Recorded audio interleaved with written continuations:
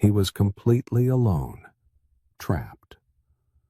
Two giant pythons had wrapped around his body, crushing the air from his lungs, and in the middle of the wilderness, no one could hear his screams. But then, something unimaginable happened.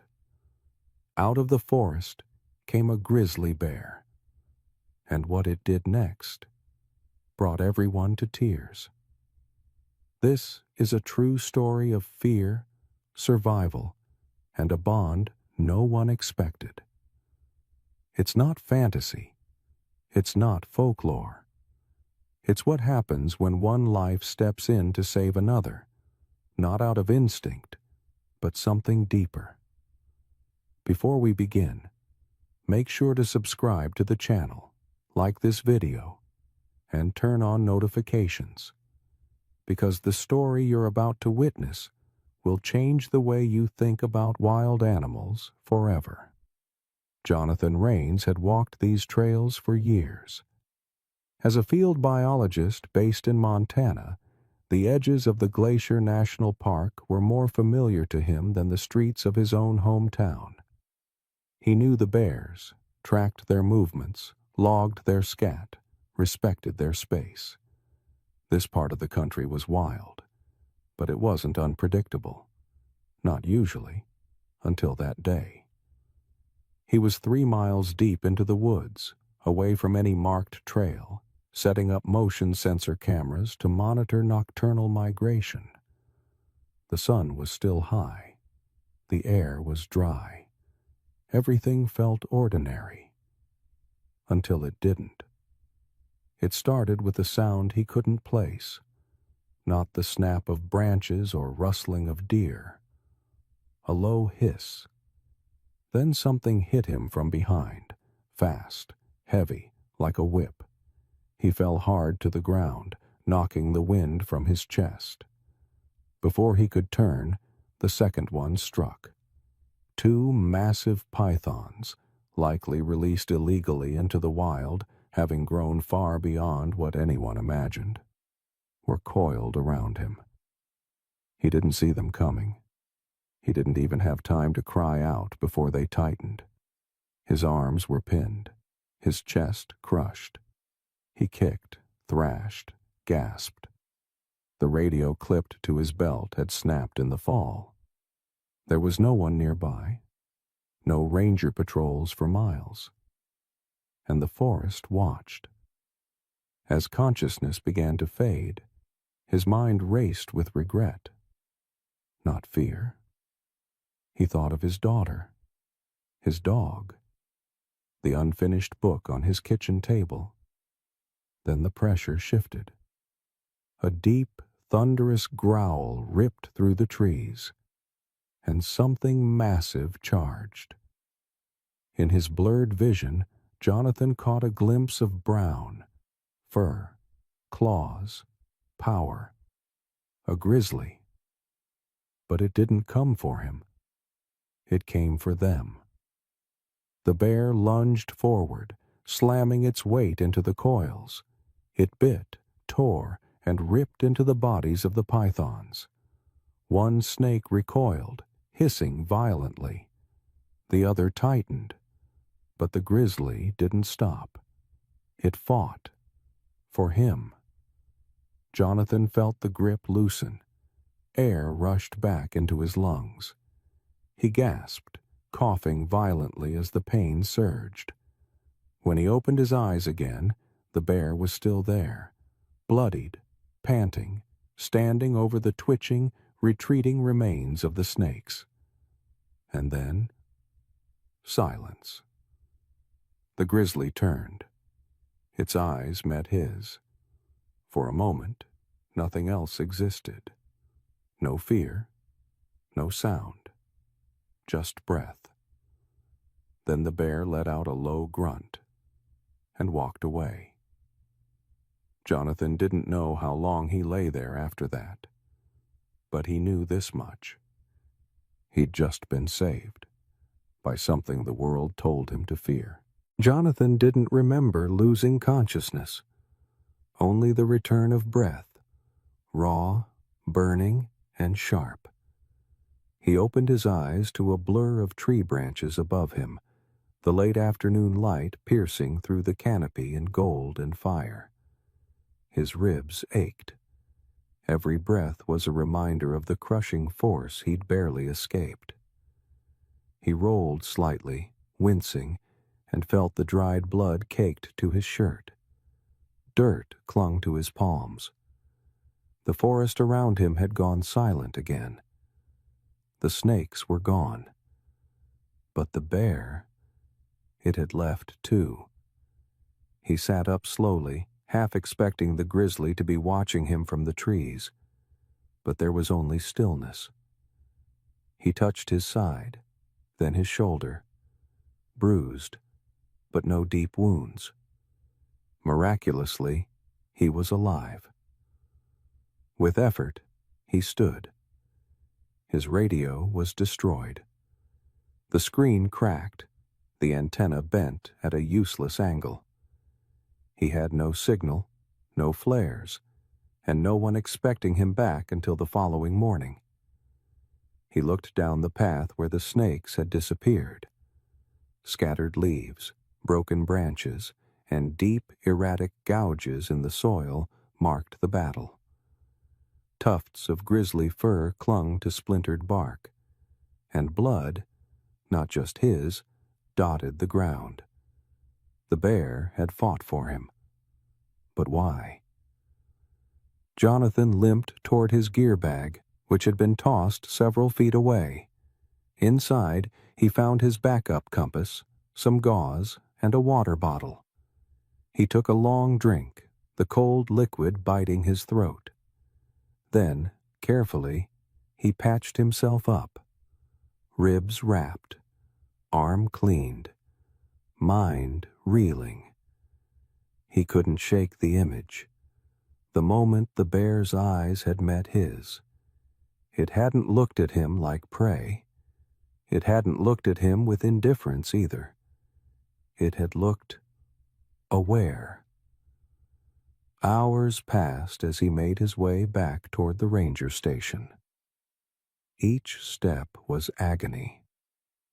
But worse than the pain was the silence. The questions. Was the bear injured? Had it survived the fight? Would it return? Near twilight, he reached the edge of the forest road. He collapsed by the signpost, exhausted. That's where the ranger truck found him. They brought him to the station, shocked to see him battered but alive. When he told the story, they stared at him in disbelief. "A grizzly saved you?" one ranger asked, incredulous. Jonathan nodded, eyes distant. "It didn't just save me, it chose to." They wrote a full incident report, logged the GPS coordinates, sent a wildlife drone team the next day to scan the area for traces of the python and the bear. They found blood, fur, signs of a brutal struggle, but no bear. That night, Jonathan lay in a medical cot, staring at the ceiling, and for the first time since the attack, he cried. Not from fear, but from something deeper. Gratitude, and the unbearable need to know if the creature that saved him was still out there. Jonathan couldn't sleep. Even after being treated and cleared to return home, his body still trembled from the trauma, and his mind ran in loops. Not just over the attack, but the bear, the grizzly, the one that had saved his life. He kept seeing its eyes, not wild, not feral, but present, as if there had been a decision behind its actions. Something conscious, something human. 2 days after returning home, Jonathan did something impulsive. He packed his bag, slung his camera over his shoulder, and drove back toward the national park. Not for research, not for data collection. He needed to go back, to see. He told no one. The forest felt different this time. Every step back toward that fateful clearing felt like moving through memory. The scent of pine and damp moss, the hush of the trees. His breath came slower now, more deliberate. When he reached the site, he froze. The leaves had shifted, but the marks were still there. The drag lines from the snakes, the gouges in the bark, the faint dark spots on stones. Blood. Jonathan knelt beside a shattered log and took out his camera.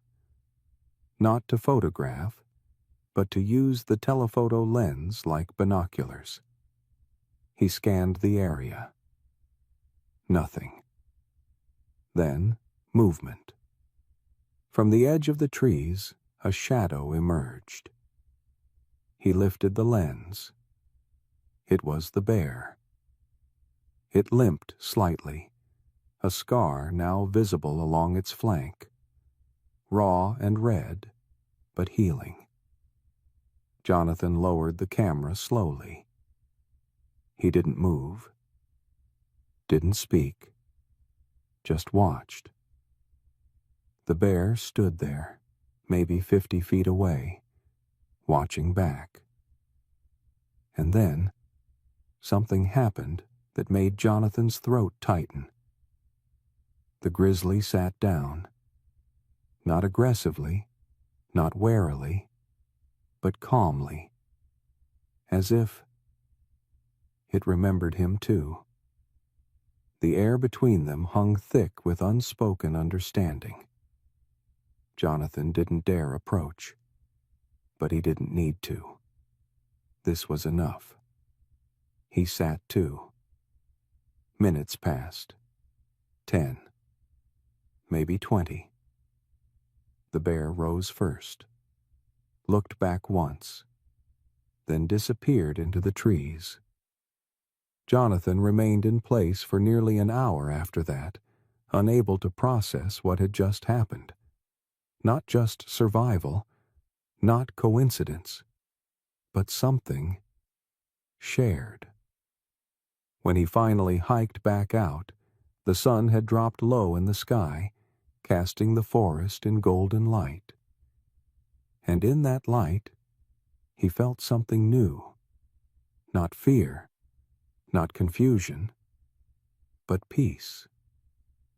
Whatever the bear's reasons, instinct, recognition, something more, didn't matter. It had spared him, fought for him, and, in its own way, acknowledged him. Jonathan knew now he couldn't keep this to himself. He needed to tell the story, but more importantly, he needed to understand what connected them, because something had. And it wasn't over yet. Jonathan couldn't let it go. The silence in the woods, the steady gaze of the grizzly, the quiet moment they had shared. It haunted him. Back home, he uploaded the footage from his motion-activated trail cameras. They'd been scattered throughout the preserve for months, mostly ignored until now. He hadn't reviewed any of it since the attack. Maybe there was something there, some clue about where the bear had come from, or how it had ended up in the path of the python. He spent hours combing through clips of deer, squirrels, even the rare moose.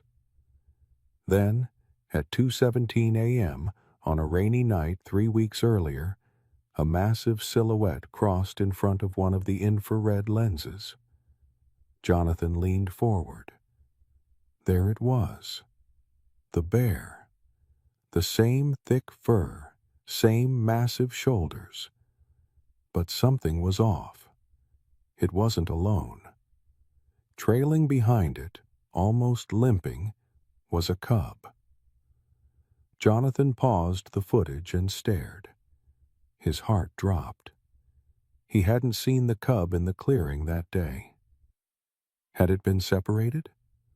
Was the bear looking for it when it came across him being attacked? He scrubbed forward. Days passed. Then, heartbreakingly, at dawn just 2 days before the attack, another clip. The bear returned to the same area, this time alone. Jonathan pressed pause, closed his eyes. The pieces clicked together.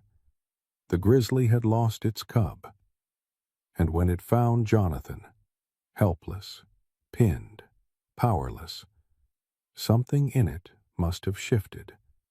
Something primal, yes, but also something that mirrored its own pain. The bear had once watched its cub fight to breathe, and now it saw him doing the same. He wasn't just a man. He was a mirror. Suddenly, this wasn't about one lucky escape. This was a shared trauma, and perhaps a shared redemption. Jonathan copied the footage to a secure drive. He couldn't stop thinking about it. That moment in the woods wasn't random.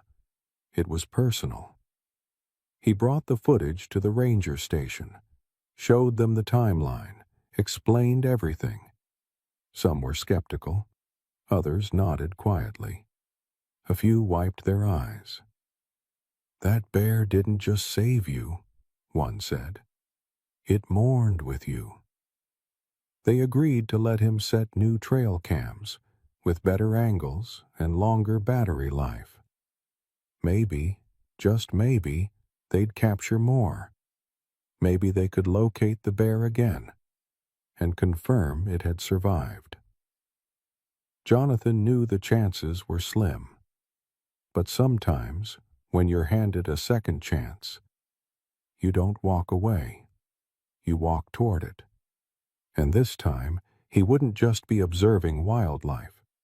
He'd be honoring a promise to the bear, to its lost cub, and to the man he was becoming. Jonathan kept returning to the forest. Not every day, but often enough that the rangers started recognizing the sound of his truck tires crunching on gravel before sunrise. He never disturbed anything, just walked. Sometimes placed apples near clearings. Sometimes sat on a log for hours with a notebook in hand, sketching or writing. He started calling the grizzly Shadow. It wasn't for its color, though its thick, dark fur almost shimmered black in dim light, but because of how silently it had appeared, how it had hovered at the edge of danger, only stepping into the light when everything seemed lost. Shadow had become more than a bear to him. He was a symbol of grief, of survival, of something that never needed words to be understood. Weeks passed. Footprints reappeared. Huge, unmistakable impressions in the soft earth, fresh and solitary. Once, Jonathan found claw marks high on a tree. Not aggression, just a message. "I'm here." He set up a new camera near the clearing where the attack had happened. Just one. A long shot across a natural opening facing west toward the evening light. He didn't expect much. But one night, while reviewing the latest footage, his breath caught. There, just past sunset, a shape moved through the golden brush. Shadow. The bear approached the center of the clearing, paused, and sat, exactly where Jonathan had fallen. It sat there for nearly 8 minutes, looking around, watching the trees, breathing the air. Then it stood, turned back toward the forest, and vanished into the darkness. Jonathan replayed the clip a dozen times. This wasn't random behavior. The bear remembered. It returned to the spot not out of habit, but out of reverence? Jonathan sent the video to Rachel, one of the rangers who had helped him recover. She responded in a single line. "He's not just surviving, he's grieving too." That night, Jonathan didn't sleep.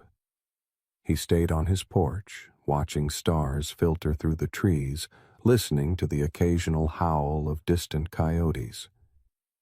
He wasn't afraid anymore. He was connected.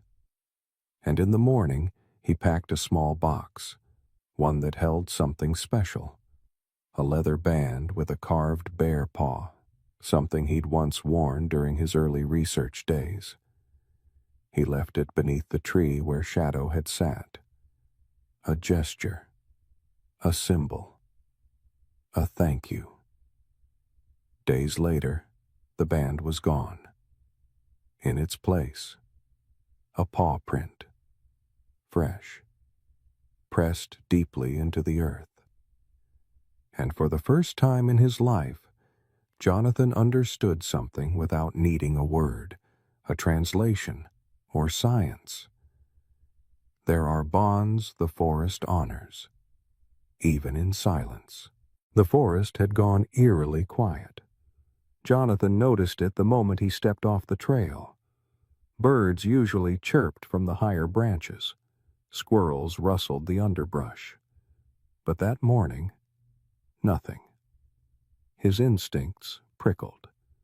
He slowed his steps and reached for his camera, not to film, just to hold something steady. He was deeper than usual. A half-mile past the clearing, heading toward a ridge he'd never climbed. A ranger had warned him days earlier about signs of increased predator activity. Not bears, but cougars. A missing hiker had even prompted a short-term closure to some parts of the park. But Jonathan wasn't worried about himself. He was worried about Shadow.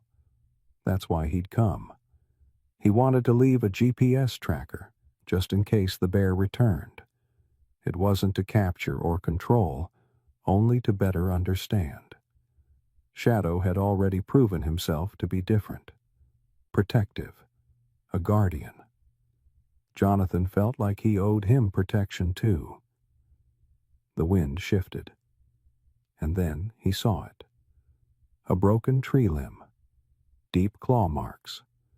Fresh scat. Not bear. Cat. Jonathan's heart picked up. He turned to head back, and froze. Less than 10 feet away, standing low in the tall grass, was a mountain lion. Its eyes locked onto his, shoulders coiled, muscles twitching. Jonathan didn't move. He had no weapon, no spray, just his breath and a camera lens. The cat crept forward. Suddenly, a sound, heavy, from behind. A massive shape barreled through the brush, snarling with a rage that shook the air. Shadow. He came between them in a single bound, roaring so violently the trees seemed to shudder. The mountain lion hissed, retreated, disappeared. Jonathan fell to the ground, breath ragged. The bear stood still, shoulders heaving, eyes wide. Then, unbelievably, Shadow turned his head and looked at Jonathan. Not with rage, but with something softer, something deliberate. He held that gaze for a long moment, and then, without a sound, vanished into the forest. Jonathan sat in the dirt for minutes, processing what had just happened. Shadow hadn't just reacted. He had protected him. Again. This time not from snakes or chance, but from something that had set its eyes on Jonathan as prey. The next day, the ranger team closed the area due to confirmed cougar tracks, but they left one camera running, and Jonathan left behind a note, written in black ink, tied to a tree near the ridge. Some spirits don't need names, they only need to be known. Autumn arrived gently that year. Leaves turned amber and gold, carpeting the forest in soft, crackling trails. The lake near the edge of the woods shimmered with fading sunlight, and the air held that unmistakable scent of wood smoke and coming frost. Jonathan had returned again. He walked slowly now, not because he was older, but because something inside him had shifted. Every step felt like a farewell, not from the forest, but from a chapter. He carried one thing in his backpack, a carved wooden medallion, etched with the same bear paw symbol he had once given to Shadow months ago. On its back, a single word was written: Guardian. Jonathan made his way to the clearing where it had all begun, where he had nearly died, where a bear had saved him not once, but twice. He placed the medallion beneath a rock at the base of an ancient pine. Then he sat, as he often did, letting the quiet wash over him. Minutes passed, maybe hours. Then, movement, not from behind, from the side. Shadow. Bigger now. Slower, perhaps, but unmistakable. He didn't charge. He didn't growl. He simply approached, then stopped a few feet away. The two locked eyes. Jonathan didn't move. He didn't raise a camera. He didn't reach.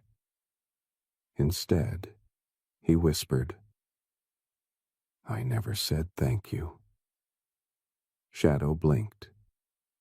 Then, in the softest motion imaginable, the bear lowered his head, just slightly.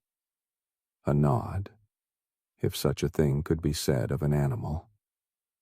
Then he turned and vanished into the trees.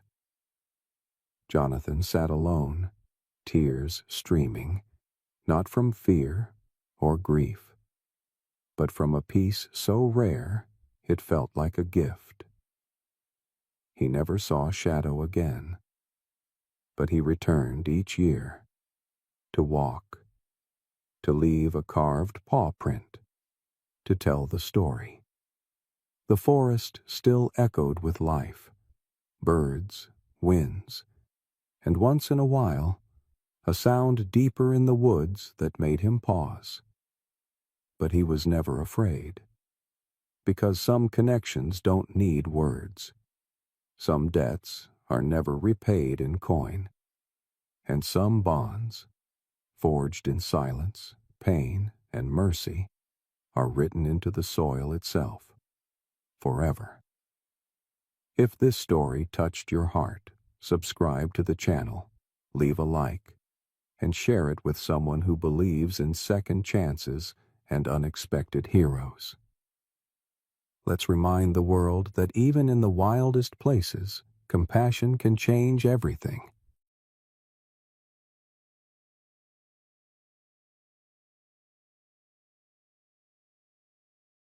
A massive grizzly bear, known only to locals as Green Bear because of his moss-covered fur, was spotted by hikers near a raging mountain river.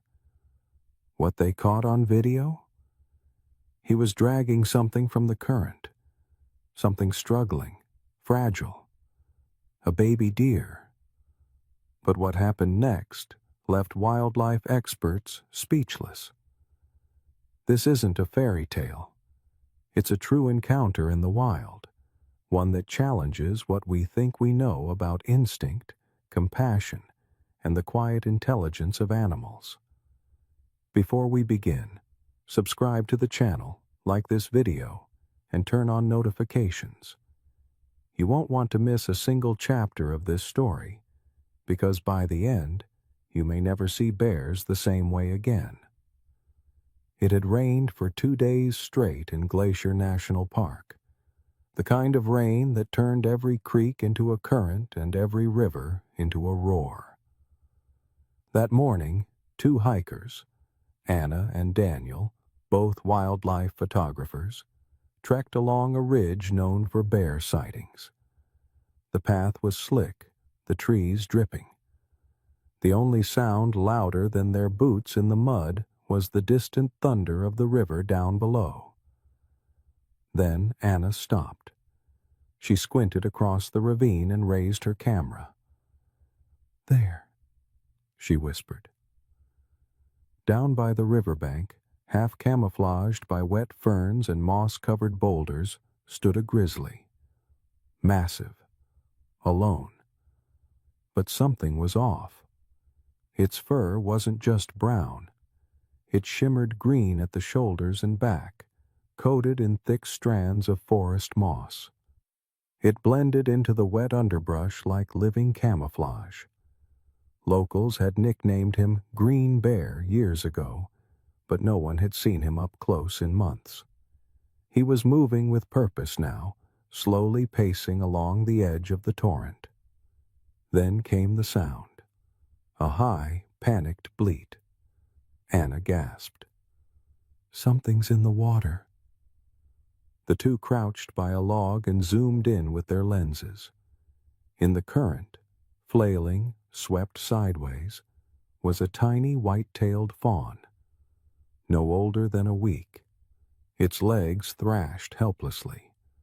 It had likely been caught upstream, separated from its mother. The river was too fast, too cold. It wasn't going to make it.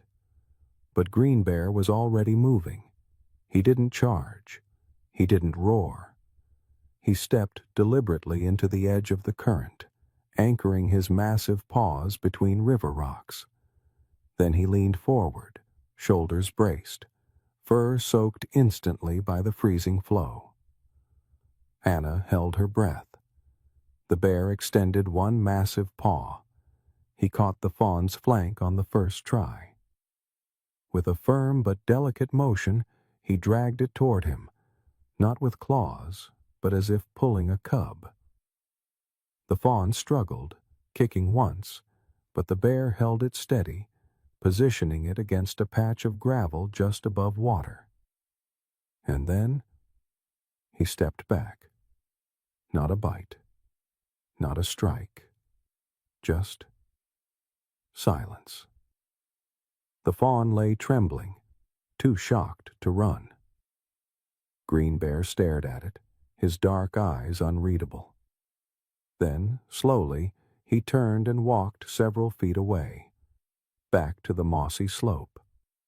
He sat and watched. Anna's hands were shaking. "He's guarding it." Daniel was filming now, barely whispering. "He didn't kill it. He helped it." For the next 20 minutes, they stayed silent, capturing every second. The fawn eventually rose. It stumbled, wobbled, took 2 steps, and vanished into the trees. Green Bear never moved. He waited until it was gone. Then, slowly, he rose, shook the water from his coat, and disappeared into the fog. That night, the footage went viral.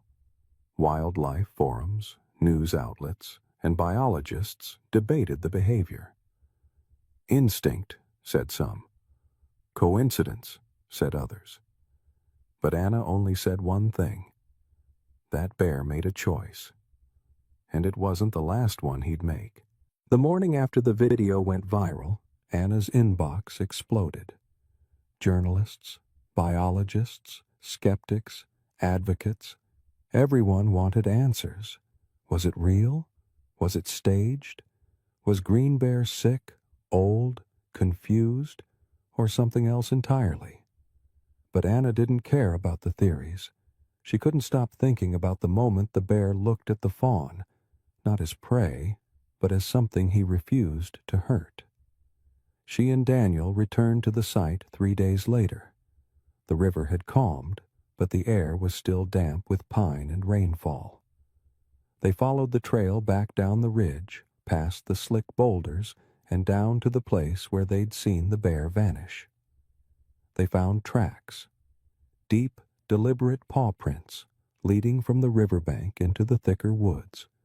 Some showed drag marks, not from prey, but from the heavy moss that still clung to his back, dripping and slow to dry. Green Bear was moving with purpose. As they followed the trail deeper, they noticed something odd. No signs of struggle, no broken branches, no claw marks, just tracks. Controlled, intentional.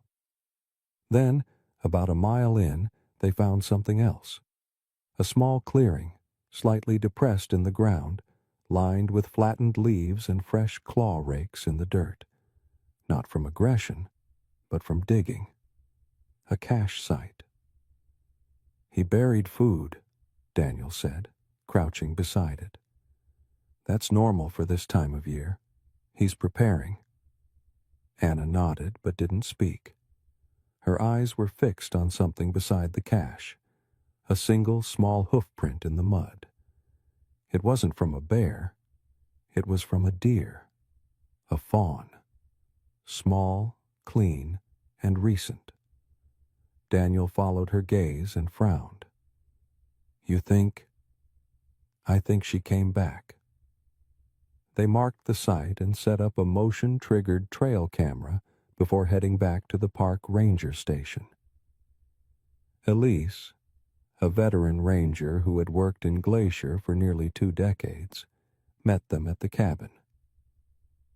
"You're the ones who filmed the bear?" she asked. Anna nodded. "We came back. We think the fawn returned." Elise studied the footage they brought. Then she asked the question neither of them expected. "Do you want to see where he sleeps?" They followed her deep into a restricted stretch of forest known as Bear Hollow. Rangers had long tracked Green Bear there, but sightings were rare. Mostly prints, some scat, occasionally tufts of moss-flecked fur on bark. "He doesn't avoid humans," Elise explained, "but he doesn't seek them either. He's selective. Always has been." When they arrived at a low, moss-covered den dug into a hillside, Anna felt something tighten in her chest. The entrance was partially obscured, but fresh prints showed he'd been there. Recently. They set up another camera. Elise turned to them before they left. "If he let you see that moment, you were meant to." That night, Anna couldn't sleep. She kept replaying the look in the bear's eyes. Not the moment he saved the fawn, but after. The waiting. The way he sat, motionless, like something inside him needed to be sure she was okay. Compassion? Awareness? Or something deeper? The next morning, the trail camera sent its first alert. One frame. Green Bear, lying in the den mouth. And beside him, barely visible in the shadow, was a small, speckled figure. The fawn. 3 days. That's how long the fawn kept returning. Not every hour. Not even every day. But enough for the cameras to confirm it wasn't a coincidence. She came alone. Her white spotted coat now muddied with travel, legs still thin and uneven, but more confident each time. She never wandered far from the den, never approached the bear. She simply appeared, fed near him, lay in the moss a few feet away, then disappeared again into the brush. Green Bear didn't move, didn't growl, didn't chase. He would lift his head, track her with those deep amber eyes, and returned to stillness, like a sentinel, or something softer. By the time the third video clip was logged, word had spread to state wildlife officials. "We should be cautious," one biologist warned.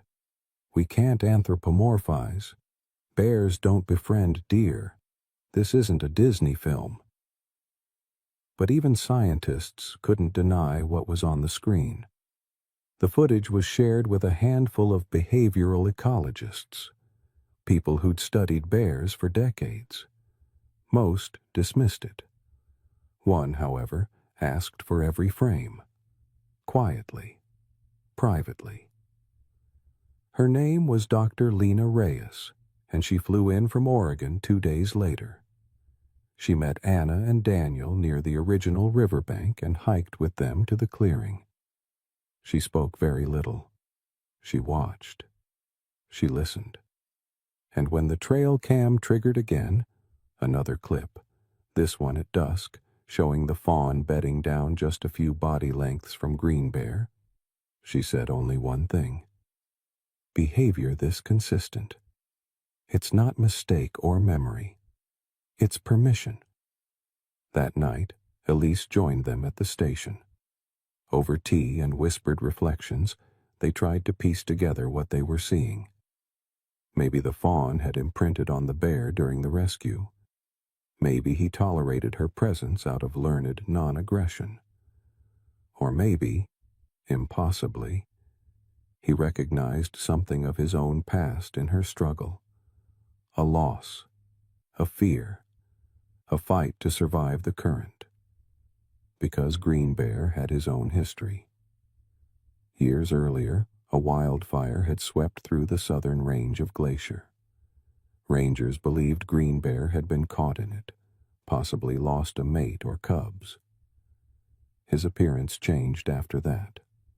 More solitary, more moss-covered, his range tighter, closer to streams. Never hostile, never friendly, just watching. "What if he remembers?" Anna asked quietly. Elise didn't answer, but no one dismissed the thought. Over the next week, they observed the pattern continue. Mornings, the fawn arrived from the west. She'd graze within a tight radius of Green Bear's den, rest occasionally in the tall grass, then vanish by nightfall. Sometimes Green Bear would stand, just once or twice, and reposition himself to face the direction she came from. Protective? Territorial? Or was he guiding her? The footage began to affect people far beyond the forest. When a short compilation was posted online, with no music, no narration, just the raw movement of two unlikely creatures coexisting, it gathered over 5 million views in a week. Comments flooded in. "I've never cried over a bear before. This makes me believe animals feel more than we know.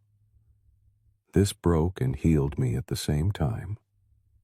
And among the posts, one message stood out, left by someone anonymous. "Maybe we're not supposed to understand it. Maybe we're just meant to witness it." And so, they watched. They logged. They waited. Because something was forming in that forest. Something no one could label, measure, or own. A bond. Or maybe just a choice repeated again and again, until it looked like something else entirely. Grace. It was supposed to be another silent morning. The mist curled low through the trees, and the trail cams flickered one by one as the forest came alive with dew and birdsong. Anna and Daniel were already reviewing footage from the night before. The fawn had returned again, nuzzled briefly at the soil where Green Bear had lain, then curled herself beneath a cluster of fern. Routine. Familiar. Until something shattered it. At 6:42 a.m., the main trail cam caught movement that wasn't the fawn. A pair of boots, heavy, scuffed, unmarked, stepping into frame near the clearing. Then another pair. Two men, no wildlife tags, no ranger uniforms. They carried rifles. One of them had a GoPro strapped to his shoulder. They moved low, but not carefully, not like hikers, poachers. Elise arrived within the hour. One glance at the footage, and her jaw tightened. "They're not locals," she said, "but they know what they're doing, and they're after something specific." Green Bear. His rescue had made him a quiet celebrity.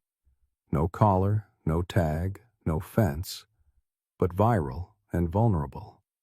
There were people online who didn't see him as a marvel of nature. They saw him as a trophy. "They must have tracked the footage," Daniel said bitterly. "Found the region. Found the den." Anna's stomach twisted. "And the fawn's been coming every day." They acted fast. The ranger team set up motion sensor perimeter alarms. They masked the scent trail with pine oil. They temporarily disabled the trail cameras near the den to prevent infrared giveaways. But they didn't find the men. Not yet. That evening, for the first time in nearly a week, the fawn didn't appear on any of the cameras. Green Bear did. Standing at the edge of the clearing, facing the woods. Still. Rigid. Waiting. The team watched him from a hidden distance, hearts caught in throats. Elise whispered into her mic, "He knows something's changed." And he was right. The next day, they found a snare, half sprung, tucked beside a game trail not 20 yards from the den entrance. Fresh meat, fresh scent, but untouched. Green Bear hadn't taken the bait. Instead, the camera caught him circling the area once, then marking nearby trees aggressively, a behavior he hadn't shown before.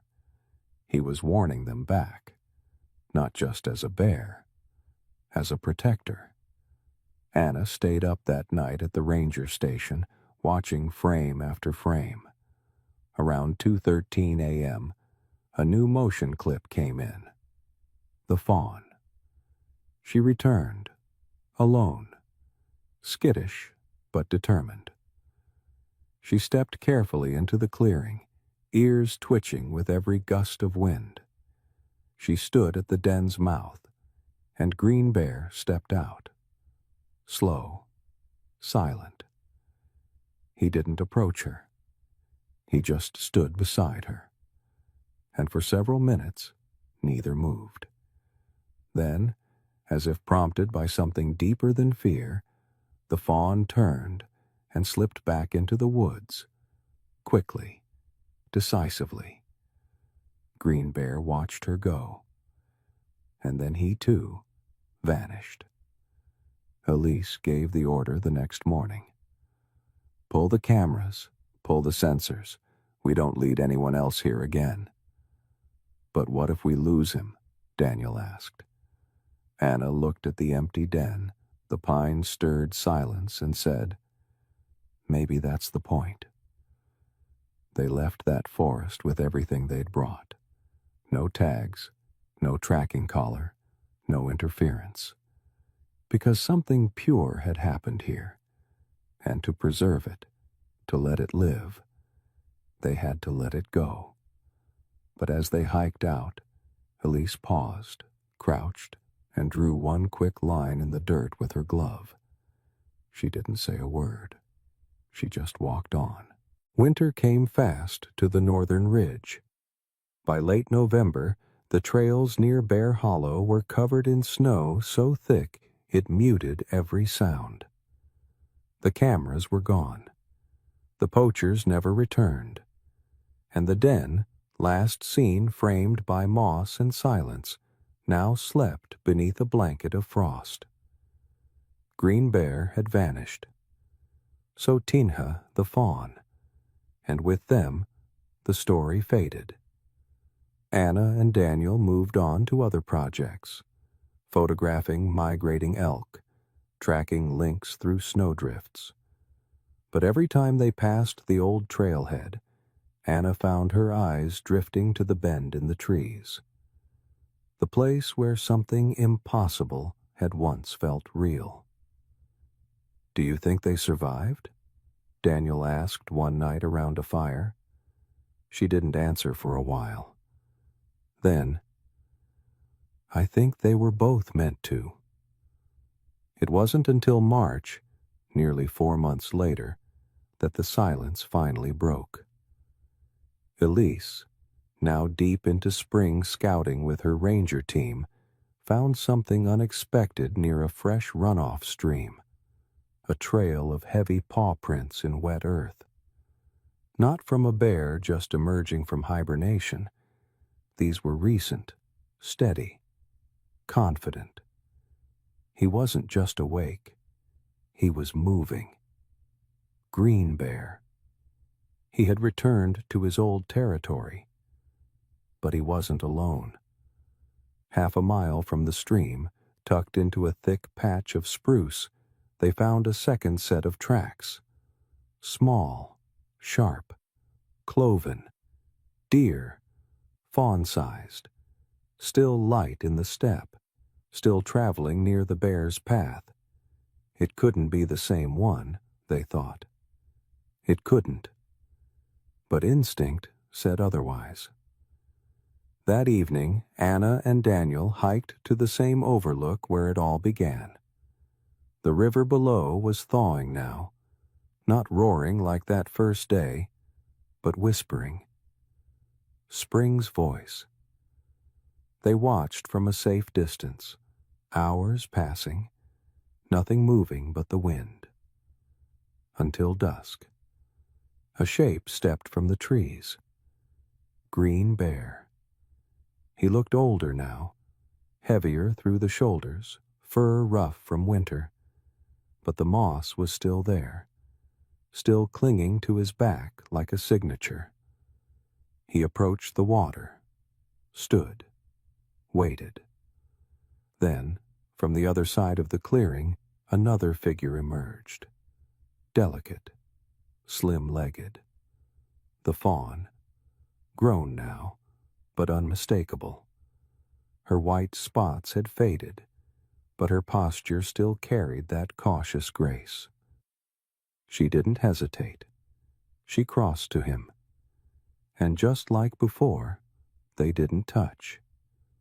They didn't need to. They stood side by side as the sky dimmed, watching the river together. Two survivors. Two stories, once tangled by accident, now choosing to meet again. Anna's eyes welled up as she lifted the camera. Her hands shook so much she couldn't press the shutter.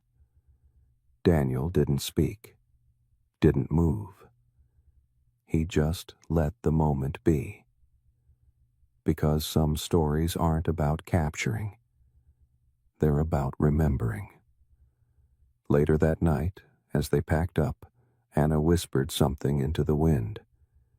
He saved her once. Maybe she saved him back. No one could explain why Green Bear had returned to the same stretch of land, or why the deer had come too. But the distance between them, that invisible thread, had held. Not out of need, but choice. A choice made twice, once in water, once in snow, and maybe again, someday, when no one was watching. The river was higher than usual that spring. Snowmelt from the upper peaks turned the current back into something angry, loud, fast, unrelenting. The same river where it all began now surged with the power to undo everything. Anna and Daniel had returned to Glacier again, unsure of what they might see. But something inside them, a quiet hope, or maybe just unfinished awe, brought them back to the same overlook above the bend. They waited 2 days, and on the third, just before dusk, they saw him. Green Bear, lumbering along the water's edge, slow but strong, the familiar moss still clinging to his fur like part of the forest itself. He moved with purpose, ears twitching against the sound of the river.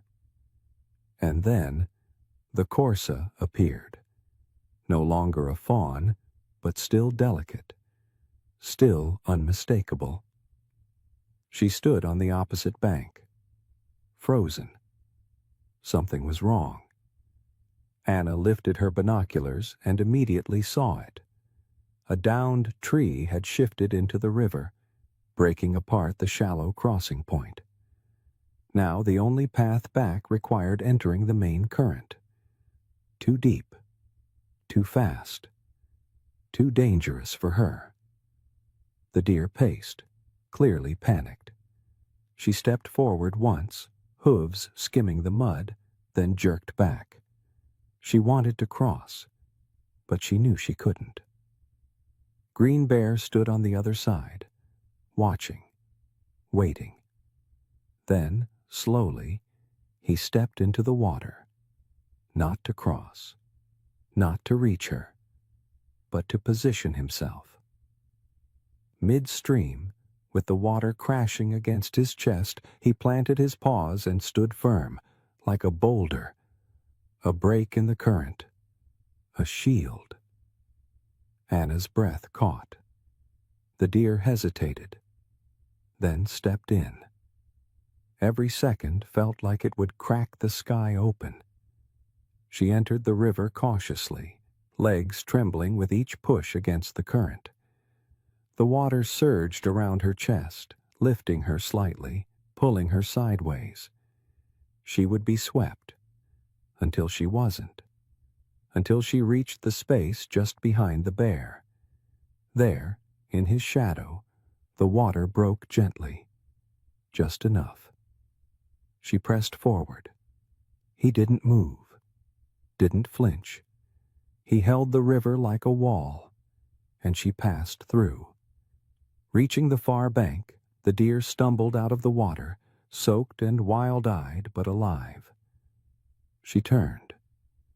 Green Bear stepped back from the current and climbed out too, slowly, deliberately. They stood, side by side again, as the light died in the trees. Anna dropped the camera. She didn't care about the shot anymore. Daniel whispered, "He did it again." But it wasn't about rescue this time. Not entirely. This time it was something deeper. Not instinct. Not memory. Trust. He knew she would try to follow him, and she trusted him to clear the way. That night, Elise reviewed the new footage and shook her head in disbelief. "We always think the line between predator and prey is solid," she said softly. "But sometimes it's just a shadow." Later, back at their cabin, Anna stared at the empty trail, her voice quiet. It wasn't the river that mattered. It was the choice to cross it, together. Summer came soft and early. The river calmed. The moss thickened. The pines leaned just slightly more golden under the July sun. Green Bear hadn't been seen for 3 weeks. The cameras, what few remained at a distance, showed empty paths, trails untouched, silence that pressed like a closed book. The deer, too, had vanished. Not in fear, not in flight, just gone, as if the forest had finally taken them back. Anna and Daniel returned one last time, not for footage, not for fame, but for closure. They hiked quietly through Bear Hollow, where everything had begun. The clearing was overgrown now, the den entrance nearly sealed by thyme and pine needles. The river beyond flowed gentle again, as if nothing had ever raged through it. But they remembered. They reached the overlook at dusk, and waited. For hours, nothing moved. Then, just as the sky folded from orange into deep purple, something rustled below. First, a figure, low, graceful, stepping into the open with cautious ease. The deer. Her gait was smoother now. Her ribs no longer showed. Her movements no longer frantic. She looked around, ears high, eyes wide. And then he followed. From the trees, Green Bear. His fur still bore flecks of green. His steps were slower, but his head was high, and his eyes, even from a distance, burned with the same quiet clarity as before. They stood together, in the very spot where it all began. No cameras, no audience, no rescuers. Just the two of them. And the trees. Anna pressed her palm against her chest. "They came back," she whispered. Daniel didn't answer. He just smiled. A real one. Quiet. Complete. Neither animal looked up. They didn't need to. Their bond had never been for anyone else to understand. They lingered a few minutes, then turned, side by side, and walked back into the forest. That was the last time they were ever seen. But their story never stopped. In the years that followed, rangers began calling the ridge near the crossing Memory Hollow. A sign was placed quietly near the overlook. Here, once, a bear gave the river back, and something fragile found its way home. No statue, no plaque, no fanfare, just space, for reflection, for awe, for what's possible when instinct is met with grace. If this story moved you, remember this. True strength isn't always loud. Sometimes it's the quiet choice to stand still, to protect, to guide, when no one else expects it. Subscribe to the channel. Leave a comment telling us how this story touched you. Share it with someone who still believes in kindness beyond species. Because in a world that often forgets how to listen, sometimes it's the forest that remembers for us.